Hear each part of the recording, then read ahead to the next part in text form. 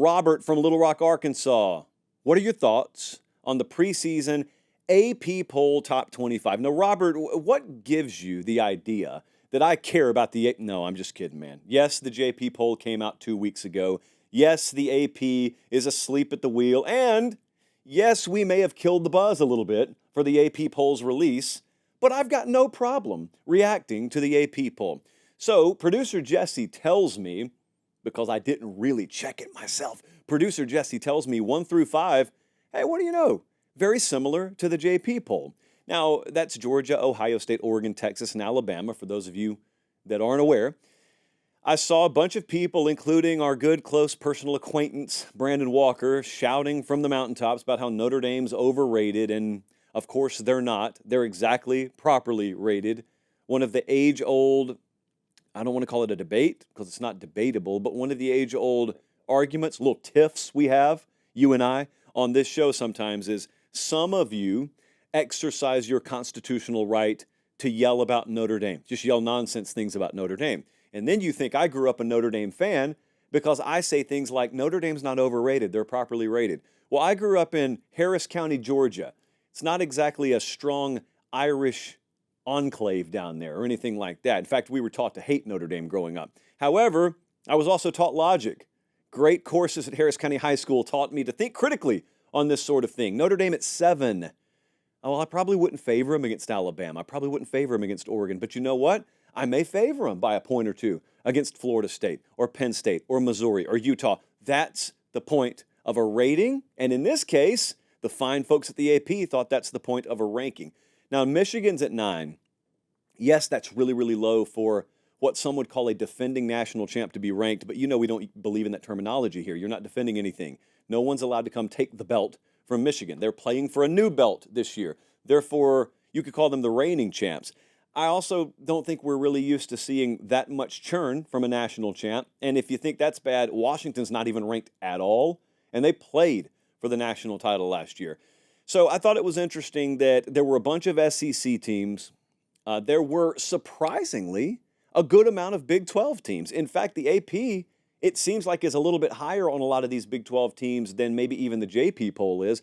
But that makes sense because the JP poll is based more on neutral field favorability.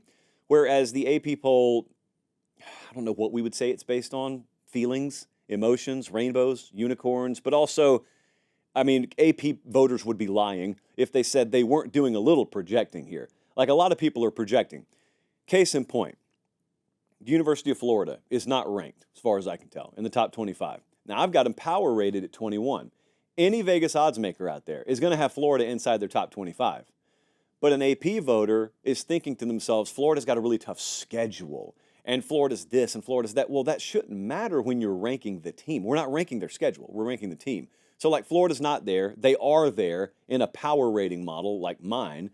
So that stood out to me. But there you see it, man. Oklahoma State 17, Kansas State 18, Utah was in the top 15. How jam-packed, how crowded is that Big 12 race? Kansas plays one team in the top 25. They themselves are ranked 21st or 22nd. Arizona's 21st. Noah Fafita out there. Tet McMillan could be one of the deadliest QB to wide receiver combos in the country. Miami's just floating there at 19. Miami could have the best quarterback, pass rush duo in the entire ACC. That'll be really fun to watch. And then one of our sleepers for the playoff is actually Iowa, and they're at 25. And I know that sounds weird, because we're always over here talking about how inept they are offensively. Well, of course they are. They've talked about how inept they've been offensively. So the question every year, and this year too, is, okay, if Iowa just gets a little bit offensively, what will they be? And for that matter, NC State's at 24. What if Grayson McCall's the answer for them? What if they get a little bit more offensively? You never know. Remember, this is the expanded playoff age. You don't have to be perfect. You don't have to walk the tightrope. You can trip a couple of times. You can go 10-2. Not even play for your conference title, and you could be on the fringe, on the bubble of the playoff at least. That's a whole separate conversation, by the way, not just who will make the playoff, who will be on the playoff bubble going into Thanksgiving. Let's just call it the last week, rivalry week, Thanksgiving weekend. How many teams could we say by then have a shot at the playoff? That's That's something we talked about on a couple of nights ago on the Sunday show. I believe we talked about how playoff hysteria would be in full swing in year one. And what the point I was making, and apparently some of you misunderstood it, which just means I didn't do a good job stating it. The point I was making was I said a whole bunch of teams are going to think they have a shot at a national title. And some of you thought I was saying that like it's a bad thing. No, it's a good thing. It's a temporary thing is what I was saying. So what I was suggesting is this is year one. No one has any idea what a 12-team playoff is like because we've never seen one before. So in year one, if, let's just say, Kansas was playing Oklahoma State. They don't. But let's say Kansas was playing Oklahoma State in week 13 or week 14, whatever that is. And both of them had 2 losses already. But the winner knew they were going to have a shot at the Big 12 championship game, or maybe an outside shot at backing in as the 11 seed in the playoff.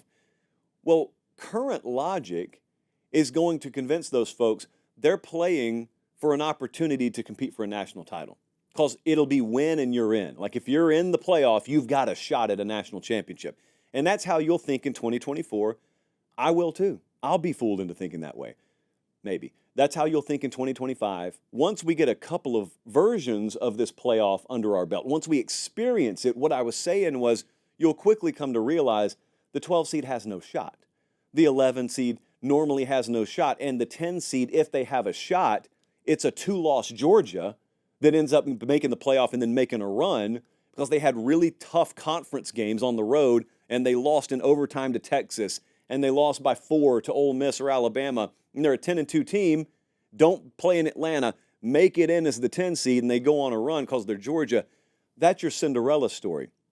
And so my point there was 4 or 5 years from now, those games at the end of the year with quote-unquote playoff implications on them, they won't all carry a ton of weight like you think they will. But early on, they will. So this year, that playoff bubble, it'll be massive, I think. And in the last week, you will have yourself convinced that there are like 10 teams still vying for a shot to compete for a national championship. It's just the way it goes.